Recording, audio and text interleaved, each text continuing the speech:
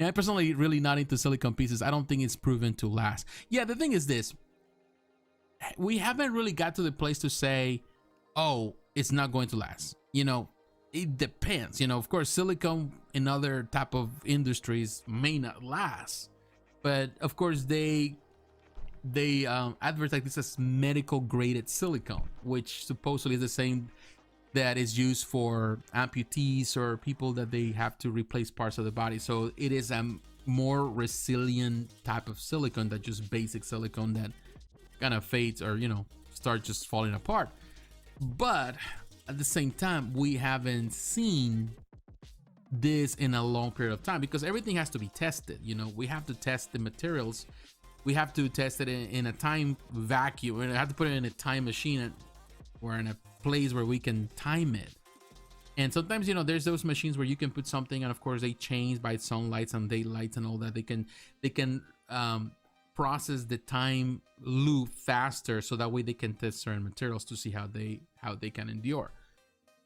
We haven't done that, and it's hard to determine because, you know, yeah, you can say, oh, we're using this material, but on the factories they might use a cheaper version of the material, and at the end of the day the material they might use might not be at the same level of quality. So there's a lot of unknowns, some variables that it's hard to really know or determine which is the best material or how long does it really last.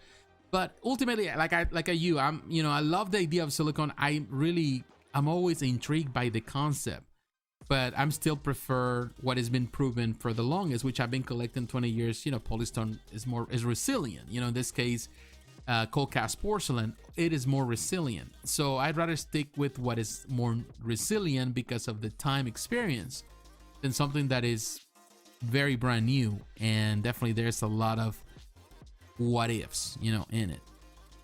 I do have silicone hand models used for display that started to crack within a year with very little use. I don't trust it.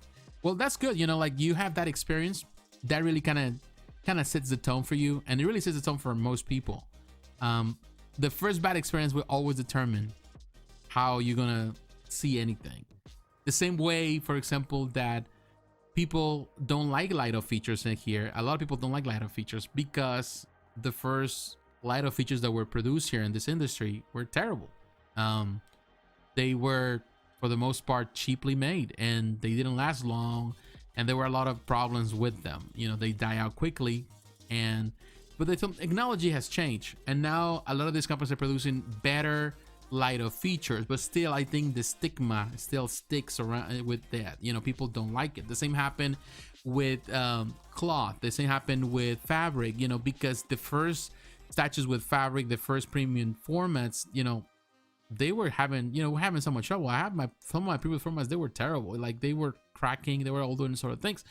So to me, that was like, I don't want this, you know. And to be honest, we still get, because of that first experience, now when the companies are producing this, adding some type of materials, fabrics, we are kind of, you know, we worry, you know, which is natural to worry because we have an experience. We already marked by that experience.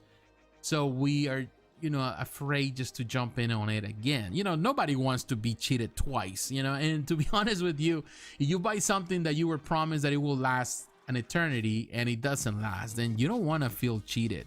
You know, first time, shame on you, you know, second time, shame on me. So I'm not going to fall again for the same trick. So I understand your place.